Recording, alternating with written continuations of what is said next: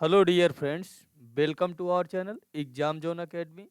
आज हम लोग पढ़ने जा रहे हैं इंडियन पॉलिटी की 11th क्लास होगी। ठीक है, इससे पहले हम लोगों ने 10 क्लासें कंप्लीट कर ली है। आप लोगों ने नहीं देखी तो जा करके उनको देखिए, देन मूव दिस क्लास। ठीक है, उसके बाद में इस क्लास को स्टार्ट करिए। आज का जो पहला क्वेश्चन से स्टार्ट करता हूं। भारत का प्रधानमंत्री, भारत का प्रधानमंत्री कौन होता है? भारत का प्रधानमंत्री जो प्रक्रिया है, लोकसभा का जो प्रत्यक्ष चुनाव होता है उसके द्वारा जो बहुमत प्राप्त दल के नेता को प्रधानमंत्री के पद पर नियुक्त किया जाता है, वो राष्ट्रपति के तहत अनुच्छेद 75 के तहत कहा जाता है। प्रधानमंत्री की जो नियुक्ति है वो भारत का राष्ट्रपति करेगा, भारत का राष्ट्रपति करेगा। और राष्ट्रपति ऐसे, और राष्ट्रपति क्या होगा, प्रधानमंत्री की नियुक्ति के प्रधानमंत्री की सिफारिश पे फिर अन्य मंत्रियों की नियुक्ति करेगा, अन्य मंत्रियों की नियुक्ति राष्ट्रपति करेगा। राष्ट्रपति ऐसे भी दल के बहुमत प्राप्त, जैसे कोई भी दल है जिसे बहुमत प्राप्त नहीं है लेकिन बहुमत प्राप्त होने का, जैसे कभी कभी क्या होता है कि किसी भी दल को बहुमत प्राप्त नहीं है तो राष्ट्रपति क्या करेगा, अपने विवेकाधीन क्या करेगा, किसी भी पार्टी के जो लोक दल का नेता होगा उसको प्रधानमंत्री नियुक्त कर देगा और उसको समय दे देगा कि आप इतने महीने के अंदर क्या हो जाना चाहिए। अगर आप इतने 14 दिन के अंदर आपको बहुमत प्राप्त करना होगा, क्या होगा, 14 दिन के अंदर आपको बहुमत प्राप्त करना होगा। और कभी कभी ऐसे भी व्यक्ति को नियुक्त कर सकता है जो मंत्री पर, जो किसी भी सदन का सदस्य नहीं है, फिर भी वो 6 महीने तक प्रधानमंत्री या मंत्रिपरिषद के पद पर रह सकता है, लेकिन 6 महीने के अंदर उसको क्या करना होगा, किसी भी सदन की सदस्यता ग्रहण करनी होगी। तो स्टार्ट करता हूं आज का जो क्वेश्चन से, पहला क्वेश्चन से कि भारत का प्रधानमंत्री निम्नलिखित में से किस प्रक्रिया के द्वारा बनाया जाता है या किस प्रक्रिया से बनाया जाता है? निर्वाचन से, कि नियुक्ति से, कि मनोनयन से, कि चयन से? तो प्रधानमंत्री की जो नियुक्ति होती है, क्या होती है, नियुक्ति होती है। प्रधानमंत्री की नियुक्ति कौन करता है? राष्ट्रपति करता है, राष्ट्रपति करता है। ये अनुच्छेद 75 75 में बात कही गई है। तो और ये राष्ट्रपति के, तो ऑप्शन नंबर बी क्या हो जाएगा, राष्ट्रपति हो जाएगा। और तथा अन्य मंत्रियों की जो नियुक्ति है प्रधानमंत्री की सलाह पर राष्ट्रपति करेगा। ठीक है, उसके बाद में अगला क्वेश्चन देखते हैं। अगला क्वेश्चन जो है, भारत के प्रथम उप प्रधानमंत्री कौन थे? भारत के प्रथम उप प्रधानमंत्री कौन थे? ऑप्शन ए है सरदार वल्लभ भाई पटेल, ऑप्शन बी है मौलाना अबुल कलाम आजाद, ऑप्शन सी है जवाहरलाल नेहरू, ऑप्शन डी है गुलजारी लाल नंदा। तो देखो, सरदार वल्लभ भाई पटेल गृह मंत्री भी थे और प्रथम उप प्रधानमंत्री भी थे, प्रथम उप प्रधानमंत्री और गृह मंत्री भी थे। तो कौन से, ऑप्शन नंबर ए तो इसका राइट आंसर हो जाएगा। जबकि मौलाना कलाम आजाद क्या थे, प्रथम शिक्षा मंत्री थे। प्रथम शिक्षा मंत्री मौलाना अबुल कलाम आजाद थे। जबकि जवाहरलाल नेहरू प्रथम क्या थे, प्रथम प्रधानमंत्री थे और विदेश मंत्री भी थे। गुलजारी लाल नंदा क्या थे, ये एक बार, गुलजारी लाल नंदा क्या होते हैं, जब उनकी लाल बहादुर शास्त्री की मृत्यु हो जाती है तो गुलजारी लाल नंदा को कार्यवाहक प्रधानमंत्री के तौर पर नियुक्त किया जाता है। ठीक है, उसके बाद में अगला क्वेश्चन देखते हैं। अगला क्वेश्चन से, निम्नलिखित में से कौन सा कर संविधान द्वारा केवल और पूर्णतः केंद्र सरकार को सौंपा गया है? कौन सा कर है? संपदा शुल्क है, कि बिक्री कर है, कि रेलवे के किराए तथा भाड़े पर कर है, कि निगम कर है? तो इसमें का जो कर है वो कौन सा, ऑप्शन नंबर इसका डी क्या हो जाएगा, राइट आंसर हो जाएगा। जो निगम कर होता है, जो निगम कर होता है, इसको केवल केंद्र सरकार को सौंपा गया है। ये किसे सौंपा गया है? केवल केंद्र सरकार को ही सौंपा गया है निगम कर। उसके बाद में अगला क्वेश्चन है, अगला जो क्वेश्चन है, किसी उच्च न्यायालय के न्यायाधीश पेंशन की प्रमाणित की जाती है? पेंशन की जो प्रमाणित है वो पेंशन उनको कहाँ से दी जाती है? किसी उच्च न्यायालय के जो न्यायाधीश हैं, अनुच्छेद जो, ठीक है, तो किसी उच्च न्यायालय के अनुच्छेद 214 में ये बात की गई है। किसमें की गई? 214 में बात की गई है। 214 से लेकर के उच्च न्यायालय की बात की गई है। ठीक है, तो किसी उच्च न्यायालय के न्यायाधीश की पेंशन की प्रमाणित की जाती है कहाँ से? राज्य के लोक लेखा निधि से, कि भारत की संचित निधि से, कि भारत के लोक लेखा से, कि राज्य की संचित निधि से? तो जो किसी भी उच्च न्यायालय के जो न्यायाधीश होते हैं उनका पेंशन कौन प्रसारित करता है, तो वो भारत की संचित निधि करती है। कौन करती है? भारत की संचित निधि करती है। तो आप लोग ये सोचते होंगे भारत की संचित निधि क्यों देती है, भारत की संचित निधि क्यों देती है किसी भी उच्च न्यायालय के न्यायाधीशों की पेंशन? क्या होता है, न्यायाधीशों का जो होता है वो ट्रांसफर होता रहता है। क्या होता है? ट्रांसफर होता रहता है, और ट्रांसफर होता रहता है तो वो राज्यों के बीच में उसमें ये फिक्स नहीं हो पाता, निश्चित नहीं हो पाता है कि ये कितने दिन इस राज्य में रहेंगे उच्च न्यायालय में, कितने दिन उसमें रहेंगे।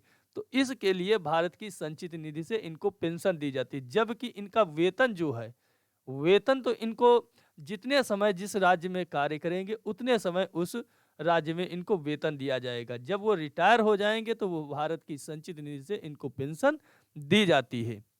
ठीक है, और ये संविधान के अनुच्छेद 112(3) में बात की गई है। अनुच्छेद 112(3) में बात की गई है। उसके बाद में अगला क्वेश्चन देखते हैं। अगला क्वेश्चन क्या है, राष्ट्रीय विकास परिषद में कौन कौन शामिल होते हैं? राष्ट्रीय जो विकास परिषद होती है उसमें कौन कौन शामिल होता है? केंद्रीय मंत्रिमंडल के सभी सदस्य होते हैं, सभी राज्यों के मुख्यमंत्री होते हैं, कि सभी राज्यों और केंद्र के मंत्रिमंडल के सदस्य होते हैं, कि संसदीय प्राक्कलन समिति के सदस्य होते हैं? तो राष्ट्रीय जो विकास परिषद होती थी, जिसे एनडीसी कहते थे, नेशनल डेवलपमेंट काउंसिल कहते थे, जिसकी स्थापना 1951 में होती है राष्ट्र जो योजना आयोग के साथ में। योजना आयोग में क्या होता था?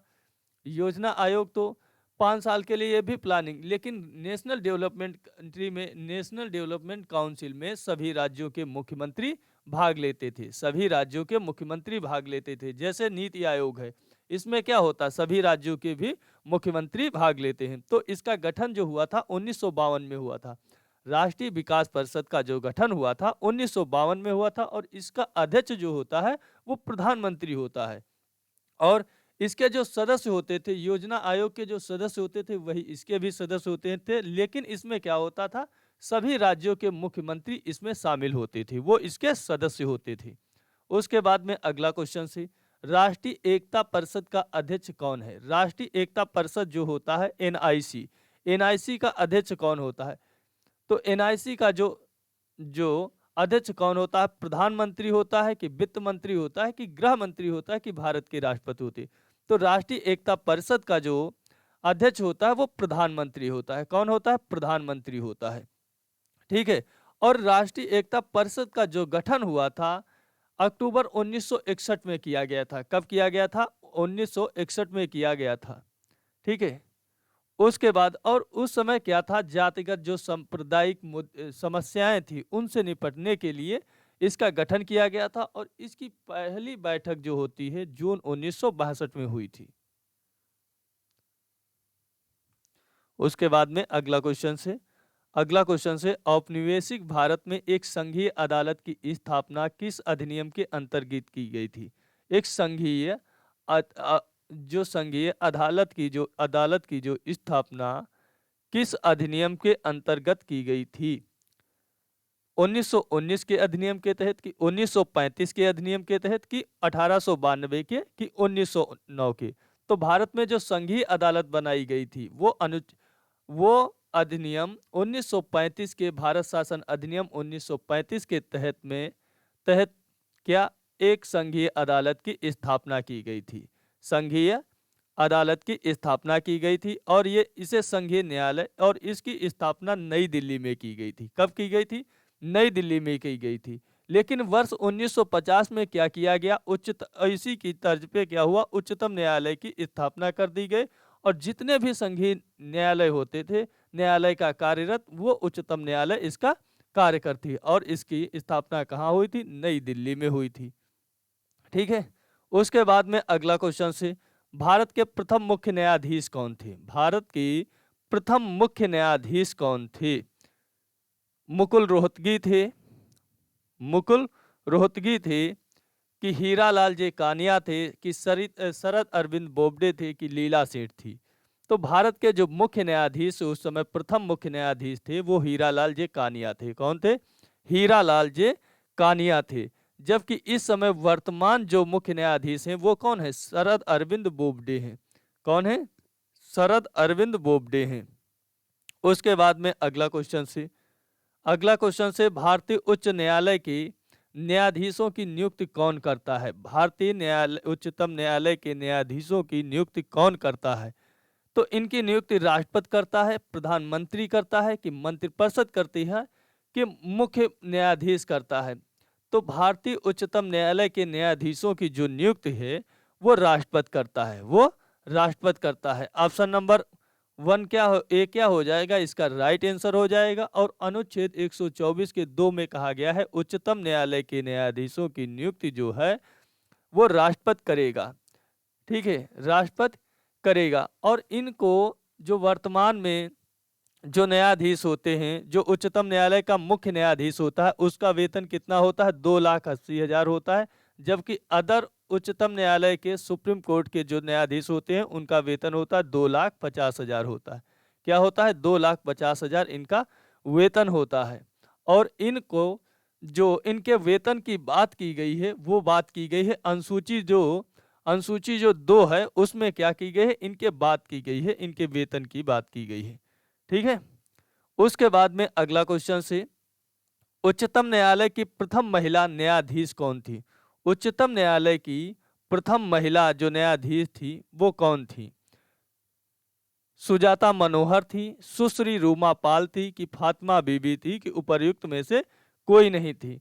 तो उच्चतम न्यायालय की सर्वोच्च न्यायालय की पहली महिला न्यायाधीश जो थी वो फातिमा बीबी थी। कौन थी? फातिमा बीबी थी। और ये कब बनी थी? 1989 में बनी थी। कब बनी थी? 1989 में बनी थी। तो ऑप्शन नंबर सी क्या हो जाएगा? राइट आंसर हो जाएगा। उसके बाद में अगला क्वेश्चन क्या है? मध्य प्रदेश उच्च न्यायालय की पीठ कहाँ स्थित है? मध्य प्रदेश उच्च न्यायालय की जो पीठ है वो कहाँ स्थित है? भोपाल में, जबलपुर में, कि ग्वालियर में, कि इंदौर में?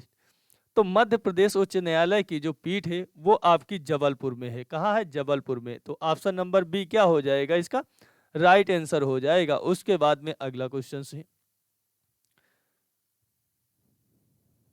यहाँ पर सर्वोच्च न्यायालय के जो सुप्रीम कोर्ट के न्यायाधीश किस आयु में सेवानिवृत्त होते हैं? किस आयु में सेवानिवृत्त होते हैं? 60 वर्ष में, 62 वर्ष में, 65 वर्ष में, कि 64 वर्ष में होते हैं?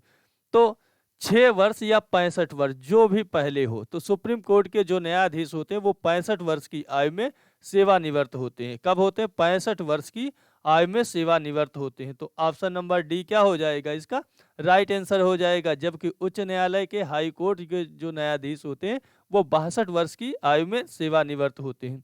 उसके बाद में अगला क्वेश्चन से निम्न में से कौन सी रिट ऐसी है जो केवल किसी सरकारी पदाधिकारी के विरुद्ध लागू की जा सकती है? कौन सी ऐसी रिट है जो केवल किसी सरकारी पदाधिकारी के विरुद्ध लागू की जा सकती है?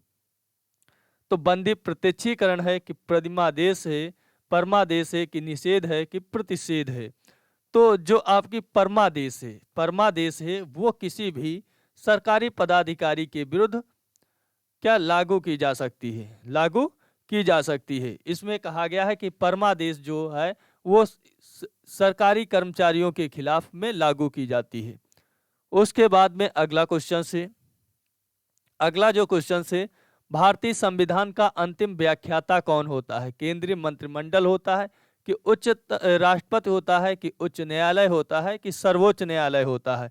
तो संविधान का जो अंतिम व्याख्याता होता है वो क्या होता है? वो सुप्रीम कोर्ट होता है, सर्वोच्च न्यायालय होता है। कौन होता है? सर्वोच्च न्यायालय होता है। ये अनुच्छेद 132 और 33 में ये बात की गई है। ठीक है, उसके बाद में अगला क्वेश्चन से संविधान की व्याख्या कौन करता है? विधानमंडल, कार्यपालिका, न्यायपालिका, की राष्ट्रपति करती है? तो संविधान की व्याख्या जो है वो आपकी न्यायपालिका करती है। तो ऑप्शन नंबर इसका सी क्या हो जाएगा? राइट आंसर हो जाएगा। उसके बाद में अगला क्वेश्चन देखो। अगला क्वेश्चन से भारतीय संविधान का अभिरक्षक कौन है? भारत का राष्ट्रपति होता है, कि भारत का मुख्य न्यायाधीश होता है, कि भारत का प्रधानमंत्री होता है, कि राज्यसभा का अध्यक्ष होता है? तो भारतीय संविधान का अभिरक्षक जो होता है ऑप्शन नंबर बी क्या हो जाएगा? इसका राइट आंसर हो जाएगा। भारत का मुख्य न्यायाधीश होता है। उसके बाद में अगला क्वेश्चन से भारत के उच्चतम न्यायालय की केंद्र और राज्यों के बीच विवाद का निपटारा करने की शक्ति किसके अंतर्गत आती है? किसके अंतर्गत आती है? मौलिक अधिकार होता है कि इनका संवैधानिक अधिकार होता है कि परामर्श अधिकार होता है कि इनका कि अपीली अधिकार होता है? तो भारत में उच्चतम न्यायालय की केंद्र और राज्यों के बीच जो विवाद होता है उसका जो निपटारा करने की शक्ति जो होती एक मौलिक अधिकार होती। तो ऑप्शन नंबर ए क्या हो जाएगा? इसका राइट आंसर हो जाएगा। ठीक है।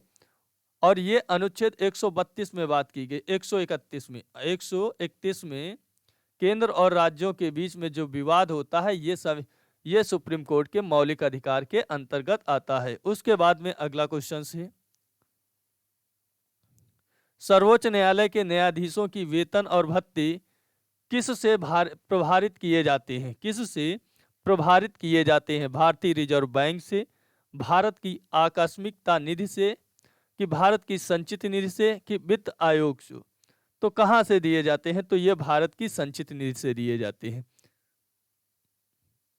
ऑप्शन नंबर सी क्या हो जाएगा? राइट आंसर हो जाएगा, भारत की संचित निधि से सर्वोच्च न्यायालय के न्यायाधीशों को वेतन भत्ते दिए जाते हैं। ठीक है। उसके बाद में और ये अनुच्छेद 125 में प्रावधान है। 125 में कहा गया है कि सर्वोच्च न्यायालय के न्यायाधीशों का वेतन और भत्ते भारत की संचित निधि से दिए जाएंगे। उसके बाद में अगला और इनके वेतन और भत्ते को तय कौन करता है? वो आपकी संसद तय करती है, संसद तय करती है। उसके बाद में अगला क्वेश्चन है, भारत में उच्चतम न्यायालय के न्यायाधीश के रूप में नियुक्ति के लिए निम्नलिखित में से कौन सी योग्यता अनिवार्य नहीं है? भारत का नागरिक होना चाहिए, बिल्कुल सही। आयु कम से कम 35 वर्ष होनी चाहिए। एक या अधिक उच्च न्यायालयों में कम से कम 10 वर्ष तक एडवोकेट के रूप में प्रैक्टिस कर चुका हो। एक प्रतिष्ठित विधिवेत्ता होना चाहिए, एक प्रतिष्ठित विधिवेत्ता होना चाहिए। राष्ट्रपति की सलाह में एक प्रतिष्ठित विधिवेत्ता होना चाहिए। एक या अधिक उच्च न्यायालय में कम से कम 10 वर्ष तक का एडवोकेट के रूप में प्रैक्टिस कर चुका हो, सही है। और आयु में और या तो किसी भी उच्च न्यायालय में 5 वर्ष तक क्या कर चुका हो? न्यायिक पद पर रह चुका हो। ठीक है। ये होती है इसके अथवा में क्या होती है? या तो ये 10 वर्ष तक उच्च न्यायालय में, एक या अधिक उच्च न्यायालय में वकालत किया हो, या 5 वर्ष तक न्यायिक पद पर रहा हो। लेकिन ये 35 वर्ष की आयु की कोई भी समय सीमा लिमिटेड नहीं है। तो ऑप्शन नंबर बी क्या हो जाएगा? राइट आंसर इसका आंसर हो जाएगा। उसके बाद में अगला क्वेश्चन है, उच्च न्यायालय का न्यायाधीश बनने के लिए कम से कम कितने वर्ष की उच्च न्यायालय में अधिवक्ता के रूप में वकालत का अनुभव होना चाहिए? 10 वर्ष का, 5 वर्ष का, 15 वर्ष का, कि 20 वर्ष का? तो 10 वर्ष का इनको अनुभव होना चाहिए। तो ऑप्शन नंबर ए क्या हो जाएगा? इसका राइट आंसर हो जाएगा। ए क्या हो जाएगा? इसका राइट आंसर हो जाएगा। उसके बाद में अगला क्वेश्चन है, उच्चतम न्यायालय के सेवानिवृत्त न्यायाधीशों के लिए कहां पर वकालत करने की मनाही है? कहां पर? ये अदालत में, किस अदालत में क्या है, कहां पे ये वकालत नहीं करते हैं, वहां नहीं कर सकते हैं? जैसे उच्चतम न्यायालय का कोई भी न्यायाधीश है, वो रिटायरमेंट हो गया और वो कहां पर अपनी वकालत नहीं कर सकता है? वो उच्चतम न्यायालय के अलावा किसी ने अन्य न्यायालय में नहीं कर सकता है, भारत के किसी न्यायालय में नहीं कर सकता, कि भारत के उच्च न्यायालय से नीचे किसी भी न्यायालय में, किसी भी फौजदारी अदालत में नहीं कर सकता। तो वो भारत के किसी भी न्यायालय में, ऑप्शन नंबर बी क्या है? राइट आंसर है। भारत के वो किसी भी न्यायालय में क्या नहीं, वकालत नहीं कर सकता है। और ये अनुच्छेद 124 के 7वें पार्ट में कहा गया है कि भारत के जो उच्चतम न्यायालय के जो न्यायाधीश हैं वो किसी भी न्यायालय में सेवानिवृत्ति के बाद वकालत नहीं कर सकते हैं या प्रैक्टिस के तौर पर कार्य नहीं करेंगे। ठीक है। उसके बाद में अगला क्वेश्चन से उच्चतम न्यायालय में कितने न्यायाधीश होते हैं? उच्चतम न्यायालय में, जब उच्चतम न्यायालय 1950 में बना था, 50 में जब बना था तो इसमें कितने जज थे? 7 जज थे। कितने? 7 थे। 1 और प्लस 6 थे। उसके बाद में जब 1989 में इसमें कितने कर दिए गए? इसमें कर दिए गए 1986 में इसमें कर दिए गए थे 1986 में जब उच्चतम न्यायालय बना था तो 7+1 थे। कितने? 7+1 थे, 8 थे। 1950 की बात है। और जब 1986 में कितने कर दिए गए थे? 1+24 कर दिए गए थे। तो टोटल 25 होने चाहिए थे। कितने? 25 नहीं, 26 कर दिए गए थे। सॉरी, मुझसे ही बार बार गलती हो रही। देखो, जब जब बना था 1950 में, तब इसमें एक मुख्य न्यायाधीश होता था और +7 और न्यायाधीश होते थे। उसके बाद में 1986 में संशोधन करके 1986 में संशोधन किया गया, तो 25 अन्य न्यायाधीश होते थे प्लस एक मुख्य होता था। उसके बाद जब 2020 में, इस समय वर्तमान में कितने हैं? एक मुख्य न्यायाधीश है प्लस 33 अन्य न्यायाधीश हैं। तो कितने हैं टोटल? 34। तो 34 से अधिक नहीं हो सकते। तो ऑप्शन नंबर इसका सी क्या हो जाएगा? राइट आंसर हो जाएगा। सी क्या हो जाएगा? राइट आंसर हो जाएगा। इसके बाद 2009 में और संशोधन हुआ था, तब इसमें 1+30 31 किए गए थे। लेकिन उसके बाद फिर जब संशोधन हुआ तो इस समय वर्तमान में 34 से अधिक नहीं हो सकते हैं। उसके बाद में अगला क्वेश्चन से उच्च न्यायालय के न्यायाधीशों को कौन हटा सकता है? उच्च न्यायालय के न्यायाधीशों को कौन हटा सकता है? विशेष बहुमत से पारित संसद के प्रस्ताव पर राष्ट्रपति अपनी ओर से, कि मुख्यमंत्री की सलाह पर राज्यपाल, कि भारत के मुख्य न्यायाधीश की सलाह पर राष्ट्रपति। तो उच्च न्यायालय के न्यायाधीशों को हटाने के लिए विशेष बहुमत से पारित संसद के प्रस्ताव के द्वारा राष्ट्रपति हटा सकता है। तो ऑप्शन नंबर ए क्या हो जाएगा? इसका राइट आंसर हो जाएगा। ए क्या हो जाएगा? राइट आंसर हो जाएगा। और जब ये क्या होता है? जब ये अपने पद पर क्या होता है? जब ये अपने कार्य को करने पे ये सिद्ध कदाचार या असमर्थता, काम करने में असमर्थ होते हैं, तभी इनको विशेष बहुमत द्वारा, संसद के विशेष बहुमत द्वारा 2/3 सदस्यों के समर्थन के द्वारा इनको हटाया जा सकता है। ठीक है। उसके बाद में अगला क्वेश्चन से उच्च न्यायालय के सेवानिवृत्त न्यायाधीश को वकील के रूप में काम करने की अनुमति नहीं होती है। उच्चतम न्यायालय में, भारत के किसी भी न्यायालय में, उच्च न्यायालय में कि ऑप्शन नंबर डी जो है, उच्च न्यायालय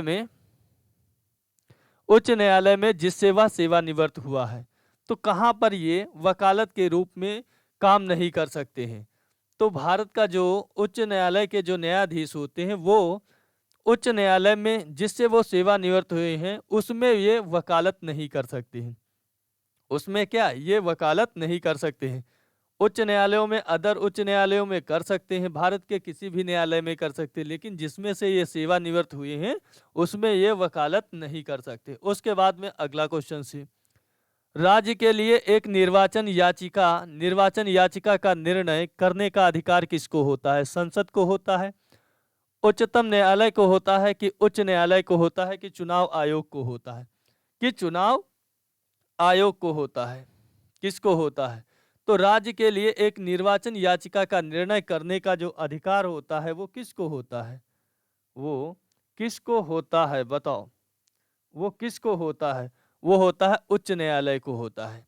क्या होता है? उच्च न्यायालय को होता है। राज्य के लिए निर्वाचन की जो याचिका का निर्णय करने का जो अधिकार होता है, जैसे कोई भी है चुनाव से संबंधित याचिका डालता है, उसका निर्णय करना है तो कौन करेगा? वहाँ का हाई कोर्ट करेगा। कौन करेगा? हाई कोर्ट करेगा। तो ऑप्शन नंबर सी क्या हो जाएगा? राइट आंसर हो जाएगा। और ये बात की गई है अनुच्छेद 327 में बात की गई है। किसमें? अनुच्छेद 327 में साफ तौर पे कहा गया है, लोक प्रतिनिधित्व अधिनियम के द्वारा जो निर्वाचन संबंधी होते हैं मुद्दे जो होते हैं, उनको क्या है? उनका निपटारने की जो शक्ति होती है वो उच्च न्यायालयों की होती है। ठीक है। तो इसी के साथ में मेरी ये क्लास समाप्त होती है। आप लोगों को क्लास पसंद आती है तो लाइक कर देना, शेयर कर देना और चैनल को सब्सक्राइब कर देना। ठीक है दोस्तों, जय हिंद दोस्तों।